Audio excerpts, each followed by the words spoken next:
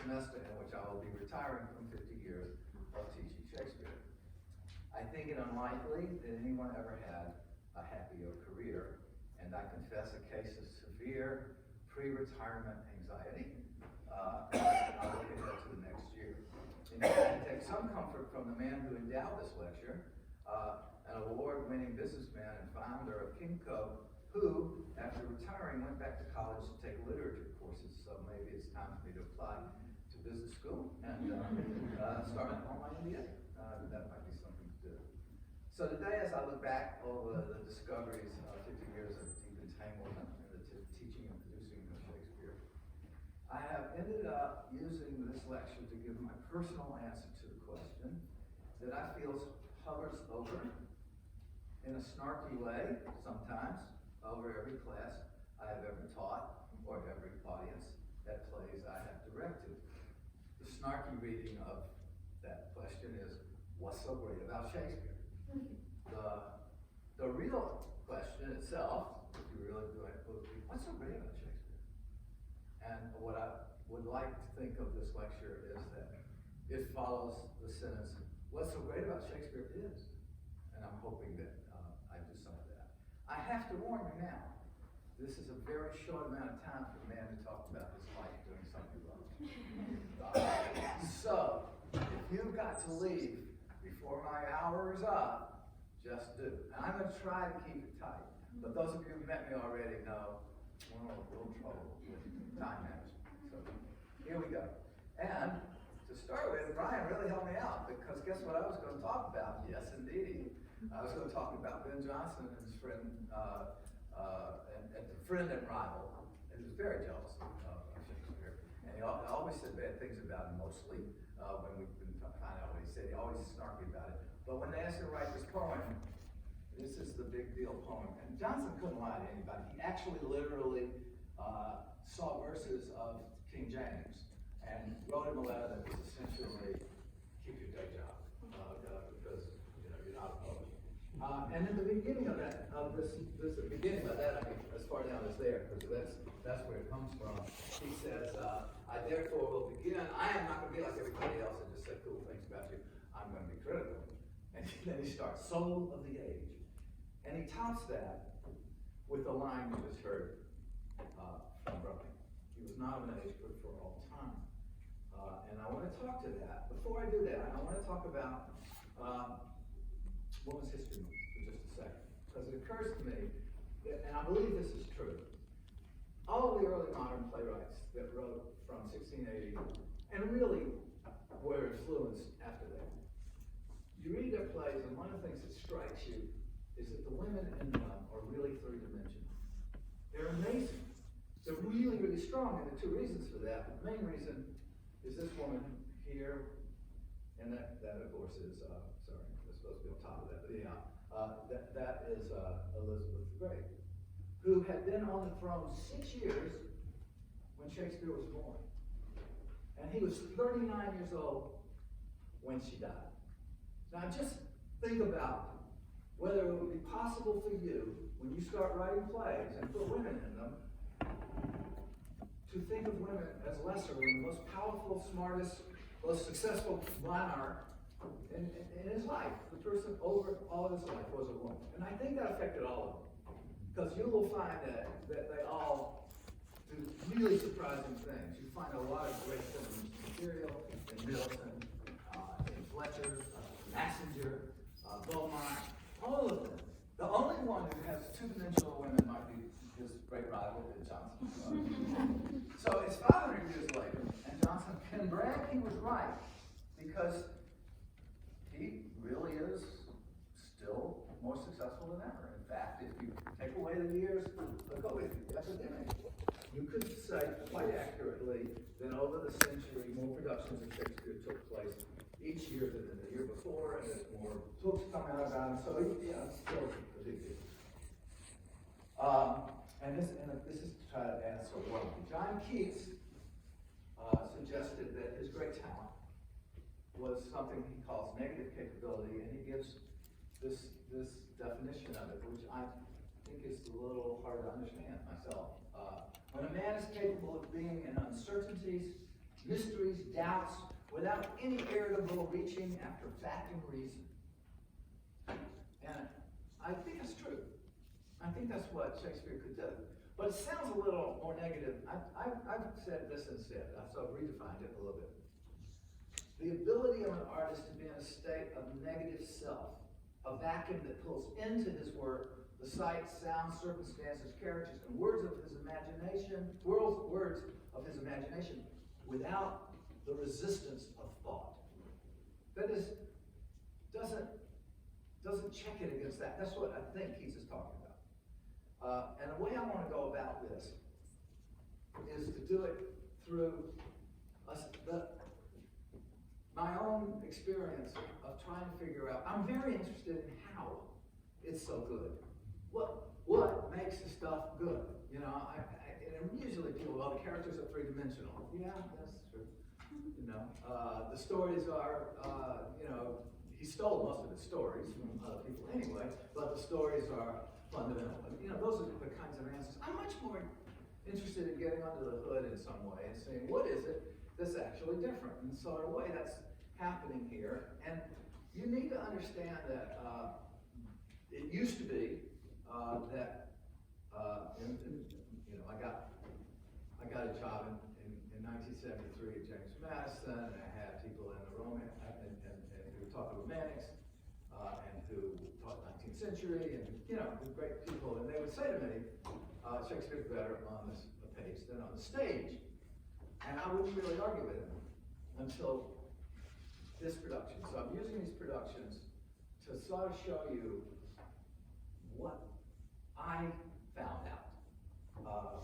Because, you know, it's a big deal. Before we see this picture, let me tell, I am going to do an anecdote. I'm going to do it as quickly as I can do. It's one of my favorites, but it's true.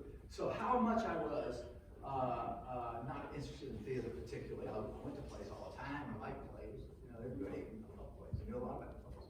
But I wasn't like I wasn't obsessed with it.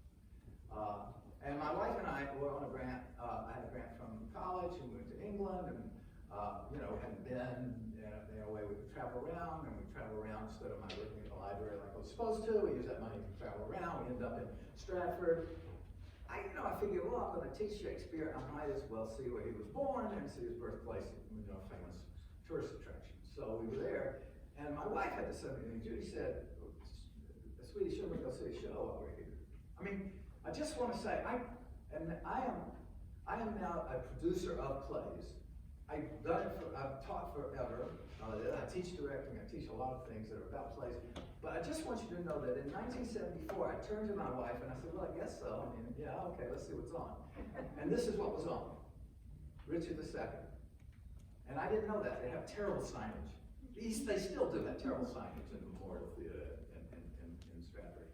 And so she went out to have a beautiful little coffee shop by the river, and I went and asked what it was on, and they told me Richard II. I went and I said, Judy, too bad. I said, it's a beautiful play to read. You know, it's really a great read. I said, but it didn't have any women in it hardly. Has no comedy whatsoever. And the only fight is at the very end. It's very brief. And I said, so I'm not sure. And she said, sweetie, we're here. We should pay. So I go back and I say to the lady, could I have 2 tickets for the night? You know, like, okay, I could do it. And she says, we're sold out. And I said, what? We came all the way to see this. And the lady said, well, I'm sorry, we're sold out. You know, nothing. I'm such a consumer. Immediately, I'm like, no, I need that. And the phone rings. This is say 2 women working in the box office. She says, I got 2. To her, only in a British accent, which I can do. And she said, got 2, but they're the highest cost tickets. I'll tell you right now what they were, the cost of these tickets. The pound was at $2.40 to the dollar, and they were only 10 pounds, but $24 for me. And another one for Judy, because I felt like I should take her. It was $50. And I will say, you know, just too much information, but my salary was $10,500 a year. So that was money. But, sweetie, we're here. So go down, and we get, and there are great seats. You'll be able to see, because the picture I found was like almost exactly where we were, you know, it's the angle. And they were great seats. come people in chinos and t-shirts, and they're wearing Reeboks. And an old man comes out. I say to Judy immediately, before the old man comes out, because it just looks like they're doing a rehearsal. And I say to Judy, I didn't come all this way. It's like, remember, I just got these tickets to something I didn't think I was going to say. But I really got into my lie. And I said, I didn't come all this way to see an effing rehearsal. And that's what it felt like it was going to be. And then this old man comes out, and he's got a golden cloak with him. And two actors come forward. Now, they are not in their chinos and turtlenecks here, because this is just a publicity picture. But the old man flipped a coin. I knew who Ian Richardson was. I did not know Richard Pascoe. So I was pulling for him. But I understood immediately what was going to happen. He never said whoever won the flip of the coin was going to play the king, and the other one was going to play Bolingbroke. I mean, that's cool. So he flips the coin. The audience member looks at it. He calls it. And unfortunately for me, I thought Ian Richardson lost the toss, so it was Richard Pascoe who was wonderful. And immediately, the old man takes this gold robe, and he puts it over Pascoe's shoulders. And I'm just telling you right now, this disgruntled, I don't want to see a rehearsal guy was like, wow. And everyone else was too. It was really amazing. It was an amazing production, and now I know it's very famous. This is what he looked like. And we really were sitting almost that close. It was quite wonderful. And that was the end of my even thinking that it's better on the page than on the stage. It is better on the stage, depending, of course, on the production. But you know what? You can go see another one. But you can see, it really is. And if it's done well, you're going to hear every word of it. That was my. Did you see it, by the way? I did that animation. Just in case you didn't. I just took that over. Watch it again. This is a really good animation of Tiffany. And there it is. Shakespeare plays for the stage, right? And so that was my first epiphany. And I'm going to talk a lot about stages now. That's followed up by something quite connected to it. I have a group. I started our semester because of that. I went back to work. This is 1974. I go back to work, and from then on, whenever I'm teaching Shakespeare, I'm doing it. I'm trying to do it from the point of view of performance. To English, not to theater people. Though I got a lot of theater people. I never let the English department require Shakespeare, but the theater department did. So I got a lot of good theater people in the place too. And I always try to stress the theater. And then when I kept saying, somebody said, why don't you take the group to England? I took the group to England in 75. By 79, I had started a semester in London, program over there. And so, because of just love and working hard at it, because I wanted to do it, I got to see every Royal Shakespeare Company production from basically from that show up through 1990 when I retired from the position, right? So I didn't have anybody to pay for my tickets anymore. And this was 1986, as you can see from the slide. And it had worked. That's the important thing. Up until about 83, 84, my students would go to see a Shakespeare production at the RSC or wherever. We did a lot of fringe stuff too, but the big thing was to go to RSC. They had a theater in both London and in Stratford. We went to both. They saw a lot of good stuff. But they stopped getting it. They stopped feeling that. Something happened, and I know now what it was, and it was connected to the money they were spending, but because they were overproducing, and they were dying under that. But I didn't know that. I didn't understand that until I went to this production of a group called Cheap Budgel of Midsummer Night's Dream at a place called the Dunmore Warehouse, which had a thrust stage with audience members on three sides in folding chairs, basically, in three rows. And though they didn't leave the house lights up, which we do in my theater, though we didn't do that, they didn't do that. There was so much spill from the stage that I could see my students the whole time. And I could watch them completely become a part of the show, feel a part of the show. And then that 1 week later, exactly actually, I take them, that's from, it was, modern dress. They didn't do the ye olde costume thing. It was great. It was really wonderful. You could see that they did it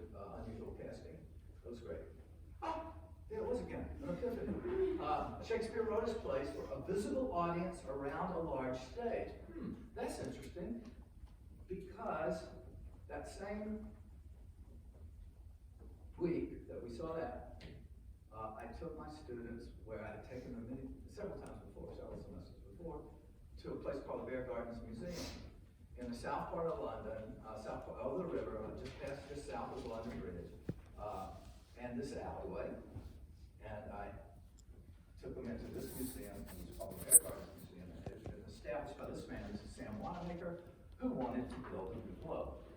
He wanted to rebuild the globe.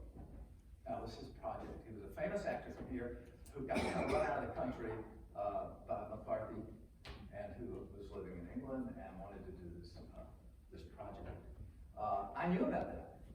Every Shakespeare, and I was utterly contemptuous, even though I love theater at this point, and even though I knew, I had to think about performance, because I thought it was going to be sort of Six Flags over Shakespeare, and I didn't want that. But this guy, the guy you're going to see now, this next slide, this guy was new.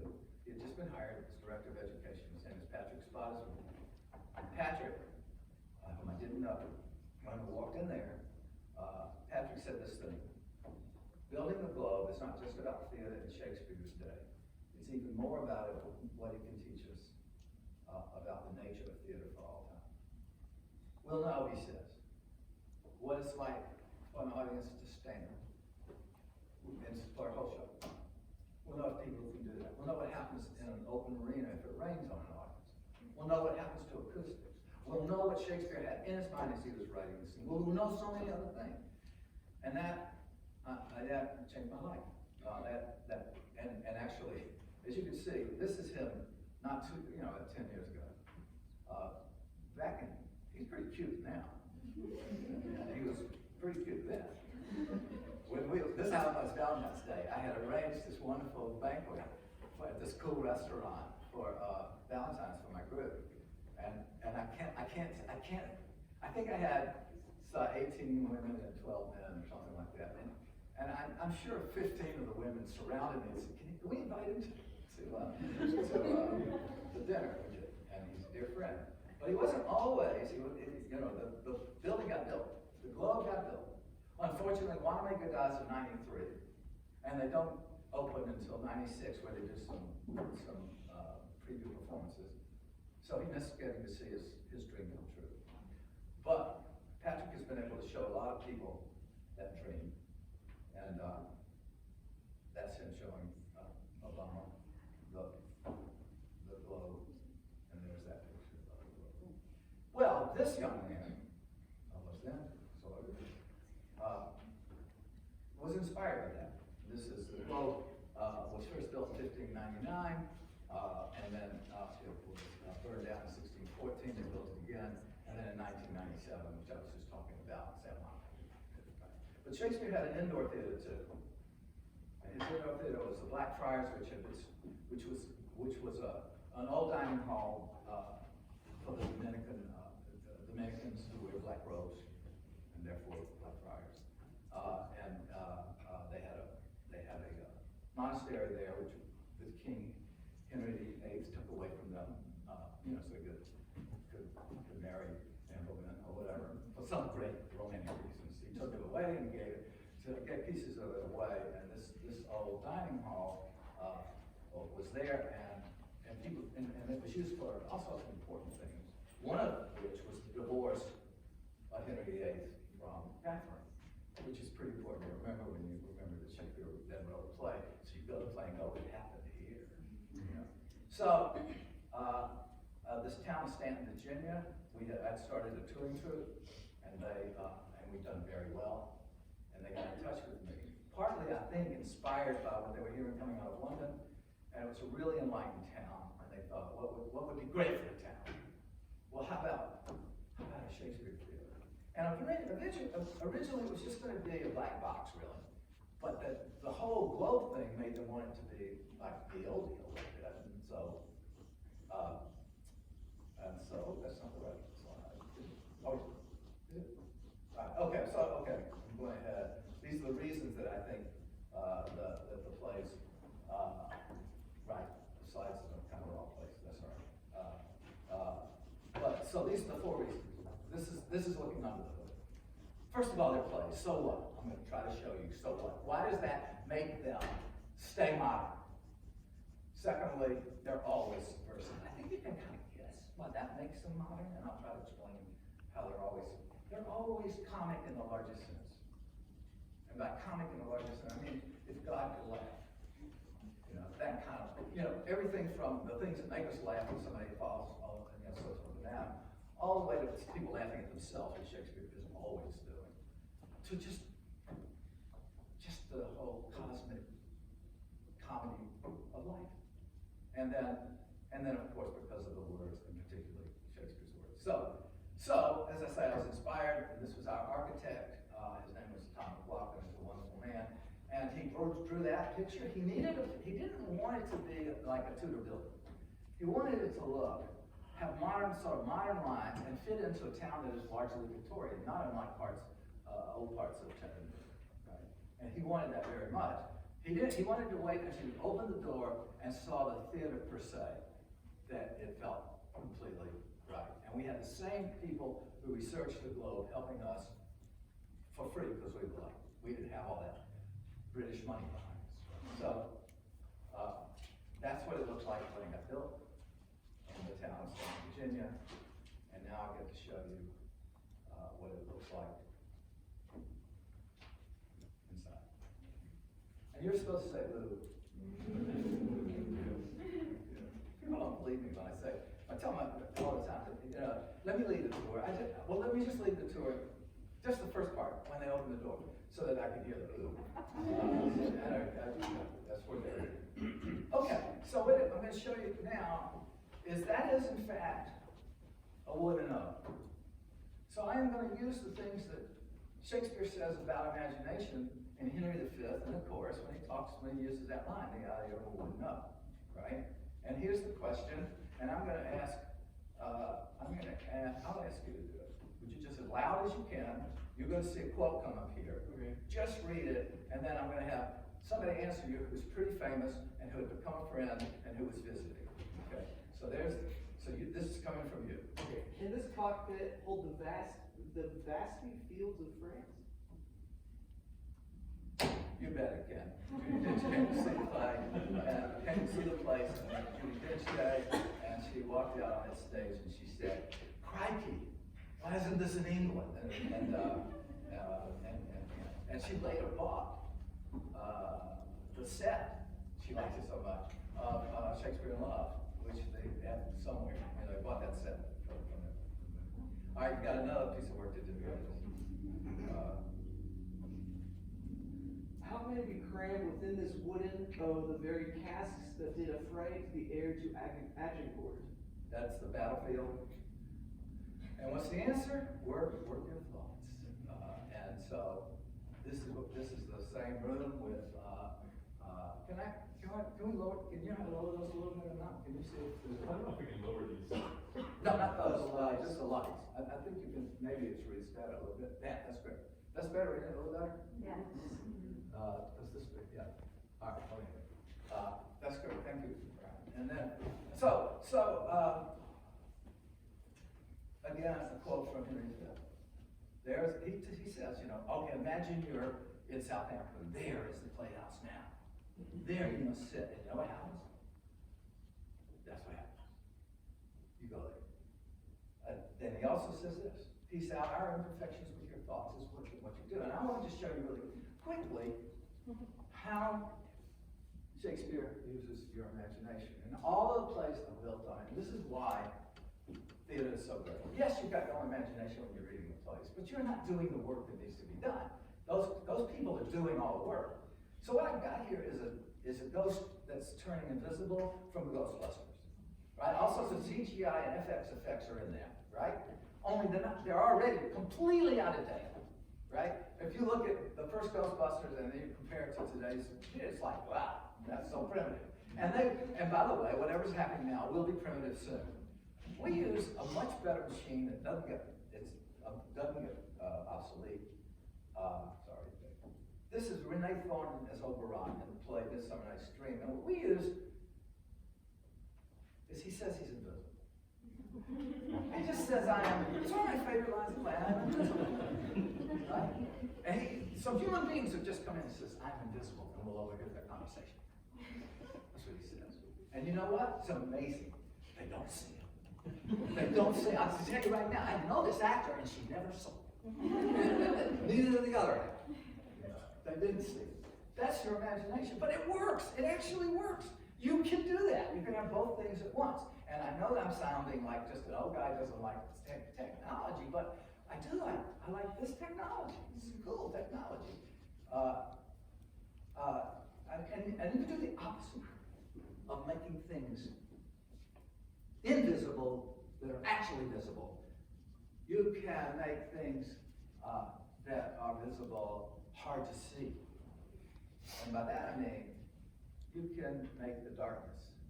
Now this is the beginning of, I don't know, it's probably half the productions you'll ever see of Hamlet, where your light designer gets to have a blast and to do all sorts of things, make it dark. But you can't see those guys' faces, you know, and they're going to have a lot of interesting things to say. And if you read Hamlet, you already know that. Really interesting things to say. And like how scared they are, and like just all sorts of good, funny things to say. And how contemptuous they are to Horatio and his college education, for one thing, is one thing. But this is the way we do it. I want to just tell you about it. When these people came in, can anybody see okay? Is this working? Is it too bright? That's all I'm asking. It's okay. Well, okay, so this actor, and this actor, and this actor, they came in earlier, and they acted like they couldn't see anything. Because you can make it dark three ways. Right? You can say it's dark. Like, I'm invisible. You just say it's dark. Well, you are. You can have a prop that suggests this. But if you're a soldier and you're guarding Elsinore, you're not going to be walking with a torch, because if there are enemies out there, they'll know how to shoot you, where you are. You don't want to do that. You don't want to shoot. So you have to walk in the dark. That's one of the reasons it's dark. So it's completely dark, and there are all sorts of lines. 5 times somebody says, who's that? Is that you? Is that you there? Bernardo? Is that you, Bernardo? And you know, you do this great rheostat thing. Like, so if I say, is that you? Is that you, Brian? And you go, yeah, it's me. That's fairly dark. But if I go like here, and I go like, is that you, Brian? It's really dark. So you're rheostating things that way. And those are the sorts of things you learn. And here comes the king, the ghost. That's the ghost. Right? One of the ways it's so cool is everybody in the audience knows it's pitch black. The minute they see him, they go, oh my God, look at that. It's just the exact same stuff he was wearing before. Look, it's got the same helmet, it's everything. They can see him. Shakespeare created an illuminated ghost, is what he did. Just like that. Your imagination doesn't. And you get into it and that works. So that's some things. Here's some more on that. This is the beginning of Macbeth, Act 2. No, this is actually from Act 1. Scene 5, this is her reading the letter, and she's got a candle, which already suggests it's getting pretty dark. But this scene is during 2-2, which is one of the great scenes ever written. It's when he comes back from murdering the king, right? And they can't see each other. I know that from the text, and I've written on it. They can't see each other. Our actors have to practice not seeing each other. We actually rehearse in a dark room so they can figure out what it is they do when they hear a voice. And you can see what a fabulous job Celia's doing of not being able to see him. And one of the reasons they have to do that is she has a line, 43 lines into the text, where she says, why did you bring the daggers from this place? Well, my question is, why would she have any problem seeing the daggers? I mean, why didn't she mention it before? Why does it take her 43 lines? That's because it's not until then that she realizes it, and that's because they're touching each other. So that's a piece of direction that's coming straight from Shakespeare, right? And we get to see that. We play that, and then at the end, we get the reverse. So this is actually the arc of the entire play, right? You read the letter, you're all ambitious, oh boy, oh boy, oh boy. Then the thing happens itself. That's the scene right at the murder, and you've got bloody hands, and they can't see each other, and it's completely black. And anybody who's read Milton knows that there's no light in hell, right? It is in hell. They are in hell, right? And we see that, and then at the end, we see her reliving that. So she's not seeing what the candle actually, this is just incredibly complicated, three-dimensional chess from Shakespeare. She is not seeing what the candle would normally reveal because she's still reliving that other moment. It's crazy good. It's crazy good. You get a little bit of what I'm getting at about how to, if we care about the stage and the way it actually works. I want to show you this. Let's see. I'm looking for, who's a student? Victoria, are you here? Victoria here is, who's here? Deborah, will you help me with this? Sure. Okay, so will you go stand by that? This is the set from Herbert Lombard, I always forget his name. Herbert Lombard Tree, what's his name? The great producer. This is a 1911. And so what's happening in the theater is that everybody wants to see more and more elaborate sets. This is pretty expensive. A lot of people on that. Look at that set. This is Julius Caesar, actually, not Antony Cleopatra, which we're going to do a little Antony. And those are actually photographs. That's a photograph of the cast. Look how many people in that cast. Look at that set. Let me ask you how long it would take if we were using that set for Antony and Cleopatra, and you're going back and forth from Egypt to Rome. What are you going to do? How long is it going to take? How much noise are you going to hear while we're waiting? You know, well, I can tell you that production. He did Herbert Beerbaum Tree. He did a production of Antony and Cleopatra. It took 5.5 hours. Okay, to do that production. I'm saying we can do it better. I'm going to be right now. I'm going to be Octavius Caesar, which I wouldn't do. I'm going to be Octavius Caesar, and you're Antony, and you just come back. All right. The last place we were was with Cleopatra in Egypt, and it's time for us to be in Rome. So watch this piece of production brilliance. Welcome to Rome. That's it. So much time to take. In fact, it's a little long, right? Because we could both be over. Wait a second. We could be opening the door onto the stage, and I could go. You know, if we do it at the same time, open your door. Welcome to Rome. That was quick. That was pretty quick, right? So this is what I mean about this space. And in a way, to me, the space is imitating the idea of negative capability. That is to say, the lack of something, obstructing our imaginations. The lack of something telling us what to look at. As I said in class today, and with your group, with Brian's class, I said that the thing about great movies like Lord of the Rings, Peter Jackson, something, you do not go to those movies to have your imagination. You go to see his. Not your own, but it plays. You help make the play. They need you. And that's the kind of, and in a way that's negative. It's a vacuum letting you in, and that's what I'm getting at. And that's how swift it is. Thus, with imagined wing, our swift scene flies in motion of no less celerity than that of thought. Welcome to Rome. All right, so we move on. Now I'm alone. Another thing you could do in your imagination, that's the globe. So you could be in the middle of the globe, all these people, and somebody comes out, and he's alone. You're alone. And everybody goes away. If you want to, they all go away. You can make all of your co-audience members disappear if you want to. If you don't, they're still there. And as you'll see later, that becomes a pretty good joke. Now, remember that line where I said, work your thoughts, which is from Henry V. Have you ever heard, I'm sure you've heard this, the comedian is having trouble getting a laugh. What does he say? Work with me, people. Work with me. Come on, work with me. Because there is nothing as close to Shakespeare in performance, in my mind, as a good stand-up comedian.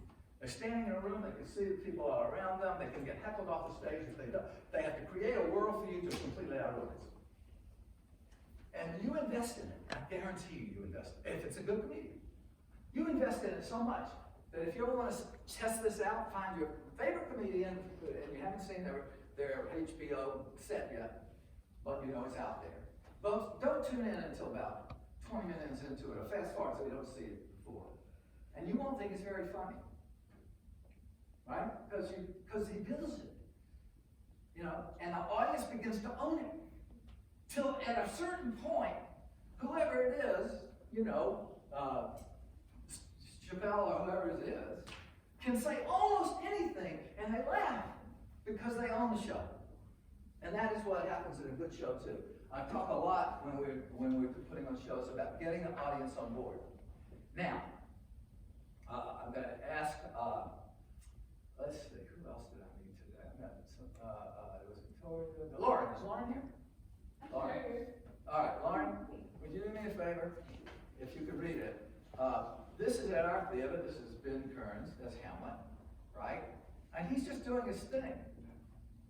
And he's talking to the audience, because we believe that you can take any line to the audience if you do it the right way. Say anything to them. I mean, every line in Shakespeare works to the audience. It's not one. Hamlet in his mother's bedroom talking about her sex life can come out of that. There's a way to include the audience in that. You can say something to the audience. And it's not funny necessarily.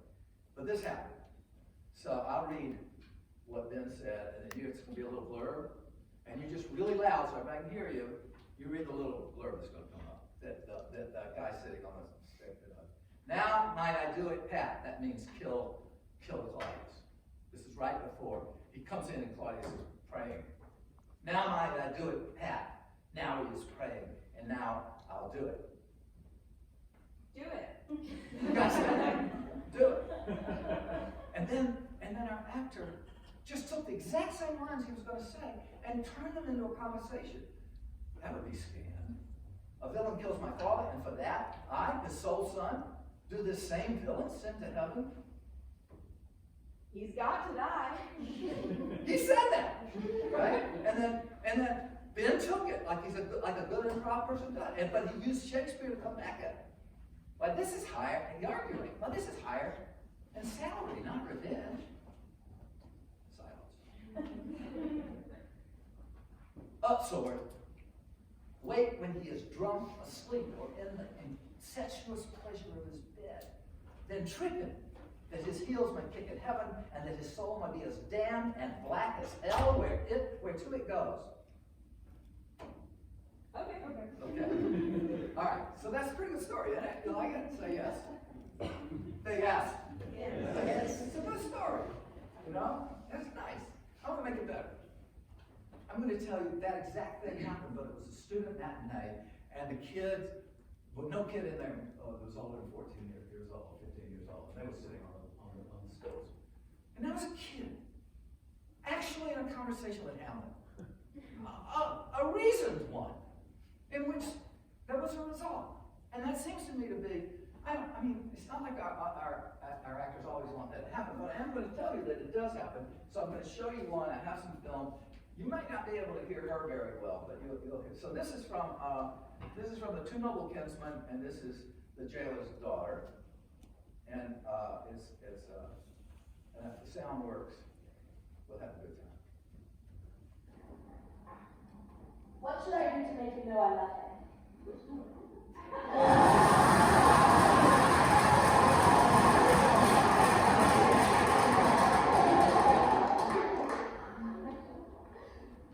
Say that I bet you to set him free. That would work. What's this for all? That's what's for all. I'm gonna do it. Tonight or tomorrow, he will love me. Okay, so I just want to say also that this is good business, because this guy is a lawyer, and he is now the chairman of our board. That's Rodney Young. I didn't realize I had that film. I had this film on that. That's right. No, I don't want it. Okay, so this is why Shakespeare leaves the work undone. Every time you see the background for the little bars at the top, that's supposed to be the wood of the stage. And all of this is the stage part, which means that 2 parts left. I'm going to move fast. But it's always unfinished. Plays are always unfinished. This is what you can tell that Bernard Shaw hated that. So he gave explicit stage direction that would be as long, if you just put the stage directions together, they're about as long as the play. There's huge things telling the actor everything to do. Shakespeare didn't use stage directions, he used the text. Completely uses the text. But part of this is because he knows no matter what he does, the actors are going to get the final word. It was not meant to be read. We always seem to forget that. The first time it's ever read, it's on cue scripts by actors sitting around in a circle, maybe they're just going through it. Right? And he knows that they're going to do whatever they do. He lets them in many, many ways that I can show you. So it's always unfinished, and I think that's really important. Of course, that's true of every playwright. But playwrights who who wrote for this particular stage, see the background? You in particular, because of the way the stage worked, because of what you just saw, right? They knew the audience too was going to finish it. And that's the other thing about plays that we touched on a little bit. Every single night, the audience is different, and the audience changes everything. You saw that picture of Judi Dench, and she would sometimes, when I was in London, she would come to class. One of my students asked her, she had played Hedda Gabler, and asked her, what's the difference between playing for you, playing Hedda Gabler, and playing Lady Macbeth? And she said, and I have this is pretty close exactly what she said, I love playing Hedda. Ibsen wrote a great character and made her outlines clear. After a few weeks, though, I had it down. With Lady Macbeth, it was more like looking at a diamond and discovering different facets every time you turned it. And sure, Shakespeare had less room for that actor, like doing something with the language that meant you could come in different ways to it, and you can find that everywhere. Before I didn't want to do that. Let's see. I wanted to say one more thing. Of course, this is clear. It's always new because of the audience. Is where I was going. Right? You know what? No. You think that there are reviews of a show? You ought to be backstage and hear yourself reviewed by actors. If you're a bad audience, they will tear you apart. And when you're good, they'll say that you're great. Every audience makes a different show, and everybody always brings to it their own politics too. So that means that if we were to put a play on today that had to do with immigrants, we'd all be thinking about Ukraine and the millions of, we bring in our own politics. That's why there was so many. There was a Julius Caesar they did in Central Park when Trump got elected. The politics came in. We make it each time. We bring ourselves in, and it stays new. And no film can do that because the film, I can make another one, and it'll do that period, but then it's going to stay the same. But audiences change that. So now I'm in the part of this that is about subversion. And I went to 1977, the same year that I told you guys I saw Macbeth. My family came over. My three girls, and one was 2 years old, so we got babysitters for her.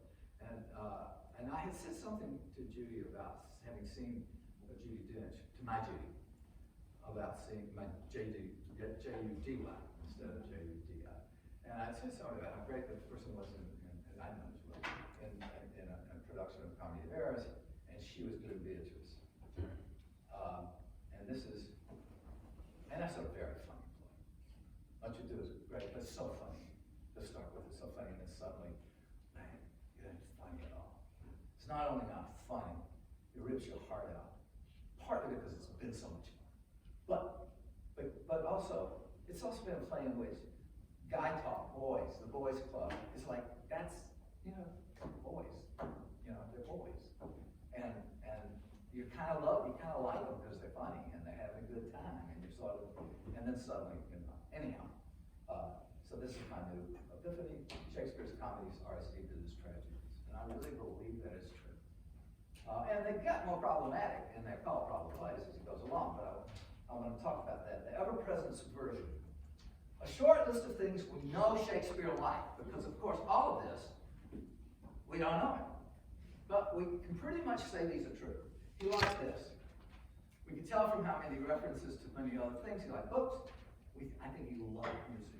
If I could do a time travel thing, I would go to find Shakespeare, and I would take him to back through time to a production, to a concert of the Ninth Symphony. He loved music, and he loved plants, and he loved real estate, and he loved rhyme, and he loved twins. You never know where he stands because the plays are constantly subverting themselves. Always. Always. That has a implications for us. If we were to try to find the one moment in all of Shakespeare where some character is actually giving his own view on what plays are about, it would probably be this moment from Hamlet when he's talking to the actors. The purpose of playing, who's in both at the first and now, was and is, I wish Wilby was there, and Wilby was and is, to hold as twere the mirror up to nature. Now, just for a moment, to show you what I mean by subversion, I'm going to subvert this moment. Because my actors on tour and everything, and we have people brought in, they spend a lot of money, bring us in, blah, blah, blah, blah, blah, blah. And always somebody who's hosting us or something, you know what you ought to do. They'll start telling the actors something, or afterwards, they say, I wish you'd done such and such. And well, the actors do exactly what you should do if you want to have customers. They go, yeah, that's a great idea. You know, but backstage, they go, that twat was telling me to do this or that, right? So I did this little thing to subvert this slide where one of the actors says that. But I do think that that's the purpose of it. So I made a little list of the bad things that Shakespeare shows in the mirror of his play. This would be if somebody is interested in drama, right? Look at it. Look at it. Everything I'm putting up there is in Shakespeare's plays when he shows it to us. Right? And we can't say what he thought of it. We can never say what he thought of it because there'll be something on the other side. Right? And I'll try to give you an example of that as we go on. And for one thing, he always subverts the rules of the game. This is one of the slides you saw. So this is Renee Thornton Jr. again, and Sarah Fallon again. And she says, after Claudio has humiliated her cousin at her wedding and called at their wedding, and got her up there in front of her father and the whole town, calls her a whore and rejects her and ruins her life. And then leaves. And Shakespeare's built this play. So these two people, who are the people, kind of people, I'll never get married, you know. And so there's all this kind of, you know, I hate men, or I hate this particular man, I really hate that woman. And we know, of course, because they hate each other so much that they really love each other. And so a couple of people get together and they trick them into recognizing they're in love. So that's the arc of the play to this moment. Everything is fun. It's all lovely. It's like it's really a great rom-com to that moment. And then suddenly, this. And he has constructed the play so their revelation that they're in love with one another, they haven't been able to talk to each other yet. This is the first conversation they have after that. This is remarkable. And so the lines are really short and moderate. I mean, it's like that. And he says to her, I'll do anything for you. And she says, kill Claudio. And that's what it looked like without an audience. Look at what it looks like with an audience. Look at the woman on the stool, on the stool. She's just channeling Beatrice. And if you're the actor playing Renee Benedict, if you're seeing, you've got two acting partners. No, that's wrong. You got 4 acting partners. And the house knows that. Because we're all seeing each other. And the play, and everything in that moment is just rising and rising and rising. And being subverted. Because the audience will stop laughing. The audience always laughs at Kill Claudio. And I'll tell you more about it. I might not because of the time. I'm going to do it. Whoa. All right, Measure for Measure is the lowest person in the play is the guy there, Rick Blunt, is playing Barnardine. He's a murderer, and he's been put in a cell, and the Duke of Friar wants him executed sooner because he's a handy head that he can show to another character who had been put in jail, and supposed to kill him, and he wants to. Doesn't matter, complicated. All that matters is that this is a murderer who's in a cell, right?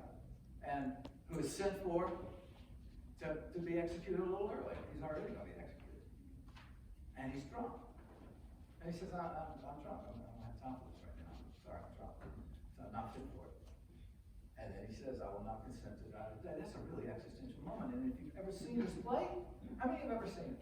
I've never seen Measure for Measure. If you see Measure for Measure, I can guarantee you, if you see it in a loud house, somebody is going to clap for him.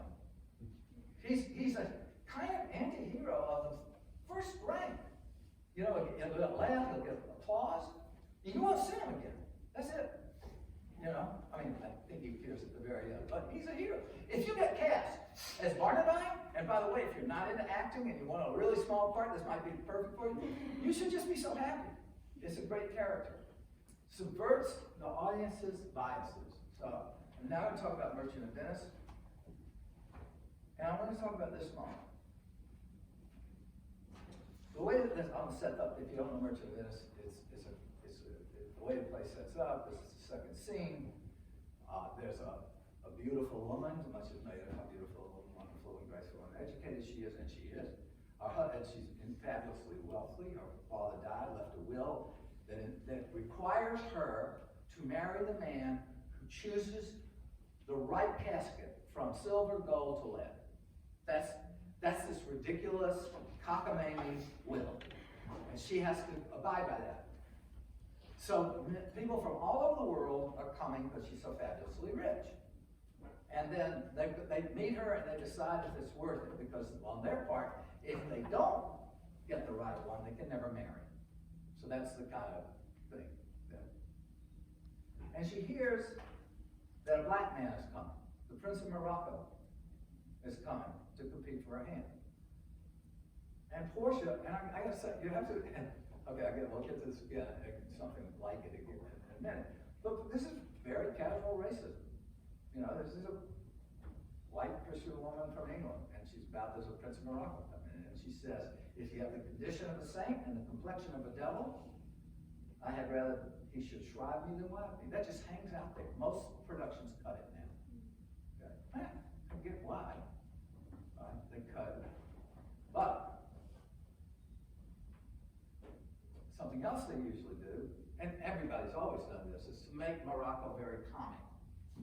They'll also, as you'll see in a minute, they'll also cast somebody among the court who is black. They'll also do a black attendant or something like that, and cut that line, and then this scene comes up. So you meet him, and he's an oversized character in many ways, but it's more a cultural thing than anything. A kind of Muhammad Ali, I am the greatest sort of thing goes on. It's a cultural deal, and I don't know how Shakespeare does it, but he's got those rhythms. He's the best poet in the play. It's like Marlowe walked onto the stage. He's unbelievably beautiful in his language. But yet it's hard to see that because people will play him comically as an example of that. This is, when we only try to cast people of color in that part, and we don't always succeed, so you can just make them sort of Arabian. But the second one, this is our actress, Jessica Williams, who did it in our last production, Looking at the Gold. This is what he says. It's one of my favorite speeches in all of the plays, because all of the plays. We haven't met this character. Long ago, in the second scene, our heroine says this casually racist thing. The last words in that scene. And then and then he comes in to meet her, and the first thing he says is that. It's not like he doesn't know what's out there. He understands what kind of world he's working in, you know, and he just addresses it. You know, this is a leadership thing too. Just the elephant is in a room, let's address it. This likely not for my complexion, and then he gives an explanation for it. The shadow delivery of the burnished sun, to whom I am a neighbor, makes it a positive and near bread. And I think there's a little pun on sun there. And then he says this, in 1597, right? So 18 years before the 1619. Bring me the fairest creature northward born, where Phoebus' fire scarce thaws the icicles, and let us make incision for your love, to prove whose blood is reddest, his or mine. 1597, a play about, because I'm going to tell you right, he's going to choose the gold, right? And it's a play about not judging things by their cover. Only he's being judged by his cover. It's three-dimensional chess at the least, right? Because that's what's happening. And the last thing she says when he fails the test, is she gets rid of the best man in the play. She says, let all of his complexion choose me so.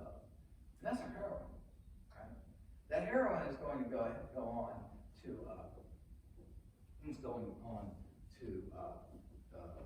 overturn the bad, overturn the verdict that Shylock wants for his pound of flesh. He wants to collect his pound of flesh. You've all heard that expression. I don't have the time to go back and tell you the play, but he gets the Venetians to give him a trial. Venice was the only place in all of Europe where a Jew could have property. And they could live, and there was one little island they could live on in Venice. It's called Ghetto. And that's where the word comes from. And England had gotten rid of all the Jews 200 or 300 years ago and banned them from England. So there were Jews, but there were converted Jews that lived there, but there weren't any at all. So I always like to think about that first audience for Morocco, who was sitting there feeling really pretty cool about himself, and then this speech about bring me the fairest creature northward born. Let us, I mean, he could do it right to that white audience. Let's make a decision to see whose blood is reddest. Okay? I just kind of wondered what it was like to be there. I also wondered how when this speech is given, because I am a Jew. So then it might trigger play, right? And I wish I could be of the mind that we should get rid of it. And I can't, it's too great. There's too much subversion in it. It's too much like real life. Hath not a Jew eyes, hath not a Jew hands, or I'm going to read all of this because of the time. But it's famous lines. And I like to point out that one of the things is the same thing Morocco said. If you prick us, do we not bleed? Back to that whole thing about the cover, right? If we are like the rest, we will resemble you in that. If a Jew wrong a Christian, what is his humility? Revenge. If a Christian wrong a Jew, what should his sufferance be by Christian example? By revenge. Just amazing. It's amazing play. There's a bleed thing. Read your statements like you can't read, I have to do that. Now I want to talk about, I know the time is there. And so if anybody's got to go, it's a good time to go. And I know it's up there, you don't have to come this way. But I just really want to say these things. Look, this is Laurence Olivier saying those words. But Patrick Stewart played the part too, and he was great. Same thing. Look how much difference it makes who plays the part. And it's at this point that I want to do a political statement. I am a person. And I think the politics of casting has to be weighed against the magic of casting. This is Frances de Latour, the best Hamlet I ever saw, a woman playing the part. Nothing was said at all about gender in it. She just played the part at Hepburn Theater in 1979, and she was great. And I was like, oh my God, a woman can play Hamlet. I have a friend in the company who says only the Jews should be allowed to play Shylock. I don't know. I kind of don't like that. I don't want Gentiles to walk in my shoes. And when I was talking to Queen Elizabeth, and I was saying how important she was, remember that boys played the parts. So they literally, and they grew up to be playwrights and actors, they literally walked in women's shoes, right? I like it that Patrick Stewart and Laurence Olivier have walked in my shoes. I do think that's great. And not only that, I like it when they play Gentile characters. Because it's like, I get to think about that. And I cast, in 1990, I cast Eric Quander as Caesar. And we'd have talkbacks, and there was some obvious racism and all. Most of it was implicit. But one question, which isn't racist, but why did you cast a black man in that part? And my answer was, always, that I was looking for a balding 52-year-old military general, but I couldn't find one, so I just found a good actor to act it. And that's what's so, for me, that's what's so great about theater, is we get to see what it's like to be other. We get to explore other. Why in the world would you want to act what you already are? Because in the end, it is learning who other people are that is so important. So that's my little political thing. I want to do this little subverting moment because I'm old too. I'm also old. So now I'm very fond of this scene. And this is Jenna Hogan playing Galterci, and James Keegan as Falstaff. And here's great subversion. Shakespeare's biggest hit, other than Romeo and Juliet, was Henry IV, Part 1. And the Boar's Head sings, and everybody's favorite character was Falstaff. Funny as hell. Man who couldn't say anything. He's one of the smartest characters ever. A lot of people say he's the smartest character. Harold Bloom thinks he's like the greatest character. A lot of people think he's the greatest character. I think he's up there among the top 4 or 5. So that's great. And then he does Henry IV Part 2.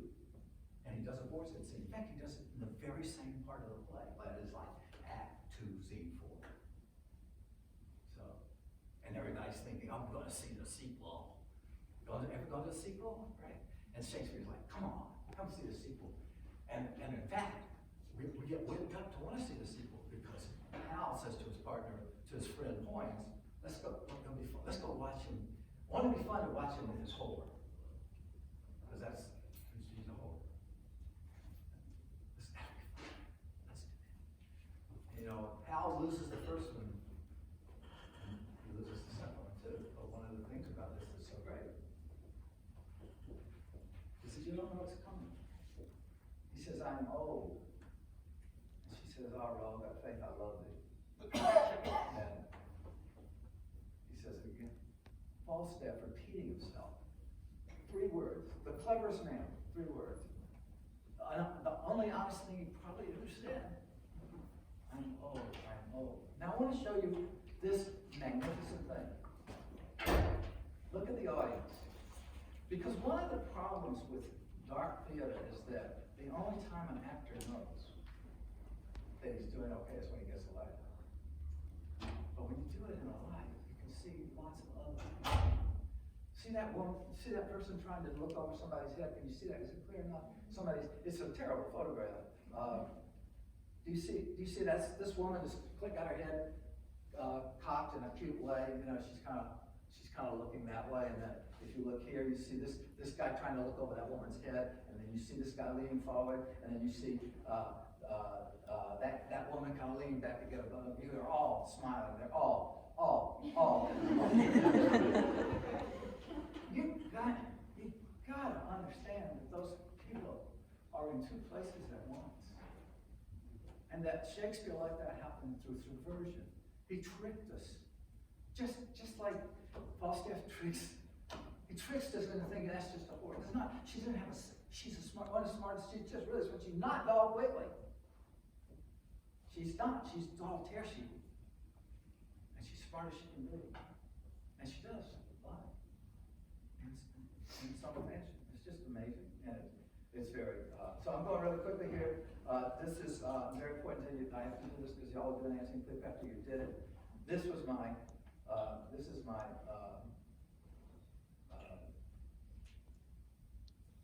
epiphany that the tragedies are always common. That everything is always common. It's the end of the play. It's directed by Peter Brooks. Linda Jackson's playing Cleopatra. A messenger comes. And the messenger says, I don't know if this is the right slide. Oh, I need to say, that guy behind us, Alan Rickman, one of his first seasons with RSC. So he comes, let me see if I can hear this. There's my epiphany. This is what he says. Cleopatra has already sent a messenger to say she killed herself. Right? Anthony's been thinking about it. And he hears that and he goes, oh my God, I gotta do it. So he does it very badly. And he's just done it very badly, Alan Howard. Very, very badly. Right? Then this line, most absolute Lord, my mistress Cleopatra sent me to thee. And then the way Alan Howard said this line was like a thunderbolt for me. When did she send you? It was like Ricky Ricardo going, when did she send you? You know, it's like, oh, Lucy, you got a lot of explaining to do. You know, it was really very, very much like that. And the whole house laughed. And it was really clear that what the brilliant Peter Brooks had decided is let the comedy out. It's there. So I'm going to go really fast now to get to the end of it. I'm going right through this scene and talk about inappropriate laughs. I got the way this becomes a joke when you know you're not alone. Everybody sees everybody else. The fact that he could say of his own plays, he could have somebody say in 12th Night, if this were played, one of the actors, one of the characters, if this was played upon a stage now, I could condemn it as an improbable fiction. You write that in your play. You know, if you're trying to, the importance of suspension of disbelief. There is no such thing as suspension of disbelief. We always disbelieve and believe simultaneously. That's the great thing about imagination. And I'm going to say a second into that. There's laughter here, even, and there's laughter here, even. Doesn't make that. This is Bakewell's ghost, right? I mean, he's got a ghost in there. The ghost of the man he murdered and had murdered. Look at this. Give me some wine. Feel full. That's like, oh my God, give me some wine. Make it a double. and then he says this. He starts about the good old days. You know, in the good old days, you could kill a guy and he wouldn't come push you off his stool. That's what that said. You could knock your brains out. Those were the days. And that is a funny line, and there's no way it's not a funny line in the middle of a tragedy. That's a funny thing. And then, so I'm in the last section now, Shakespeare's words. Mark Twain said the difference between the right word and the almost right word is the difference between lightning and lightning bugs. See where I can land you? Mark Twain said that. And that is absolutely true. And that is where, I'm sorry about my animation and that word being, going fast. This is the final scene. This is her suicide, right? And I just thought I'd make this a little interactive. Come, thou mortal wretch, with thy sharp teeth, this knot intrinsicate of life at once untied. Do not have the time to talk to you about the fact that knot is a great, short, Anglo-Saxon word, and intrinsicate is a big old long Roman one, and he puts them together. Not going to talk about that. But tell me, who is she talking to? Who's the mortal wretch? Come, thou mortal wretch. Huh? She's talking to a snake that she's just put on her breast. Right? The song's gone wrong. It's not biting. And she says, poor, venomous fool, be angry and dispatched. She recognizes it's not biting. And then she recognizes what? Why is the snake biting Cleopatra when he's there on her breast?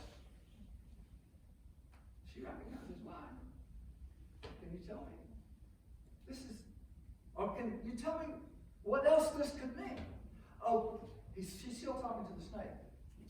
Oh, couldst thou speak, that I might hear thee call great Caesar, ass on policy. Right? Who is Caesar? Octavius Caesar. Who's Caesar? Caesar is her enemy. Caesar doesn't get it why Antony would want to be with Cleopatra instead of with his sister.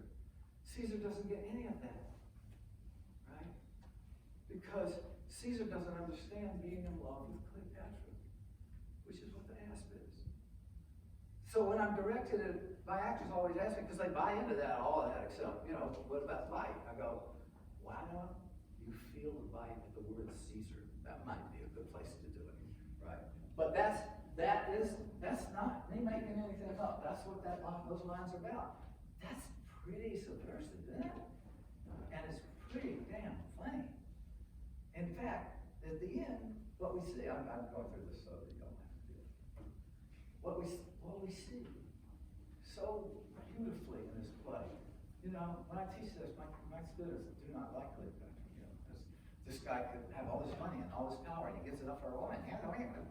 And I just want to tell you, they feel about Cleopatra the way everybody back in the 70s felt about Del Bono. And there's some similarities there. Old woman, Easterner, crazy, whatever. There's some stuff goes on there. But she talks about what it would be like. And it's my next to last son. And she says there at the end, I'll read the rest of you too. And I shall see. She says, they're going to take us to Rome, and they're going to display us. They're going to catch us like saucy lictors. Think about those two words, lick, saucy, licking sauce. But lictors were just minor. Saucy lictors. They're going to grab us. It's going to be like that. It's Antony, represented by the players as a drunkard. I can see that. And I shall see some squeaking Cleopatra Boy, my greatness in the posture of a whore. Who's playing that part? Who's just said those words at the culmination of this great work? Who's playing that part? Come on. A boy. So Shakespeare makes a verb out of the word boy, Anthemiria, makes a word out of the word boy, makes it funny, because of course, if we're thinking about the fact that he's talking about the very production, but it's trust us to still be in the moment because of our imaginations, to stay in the moment. It's an amazing thing. I shall see some speaking of big that. Boy, my greatness in the posture of a whore. To understand that line, and it's incredible, lasting power. You have to understand the works of plays. You have to understand there's always this common vision. You have to understand that the works are always subversive. It is subverting the whole Roman world in that moment. And that the works are Shakespeare's words. And that ability to use those words in that way. And then, so today, the Epiphany thing is gone, it's just too much. Every time I look at the text, I've done these plays again and again and again and again and again, and I cannot read 2 lines without finding something new. I have what's called chronic epiphanitis. And so you're right, and thank you. Pause for a pitch. Nice book. Enjoy the PowerPoint. Love the book. And I tell you what, the book's not quite as long as the PowerPoint.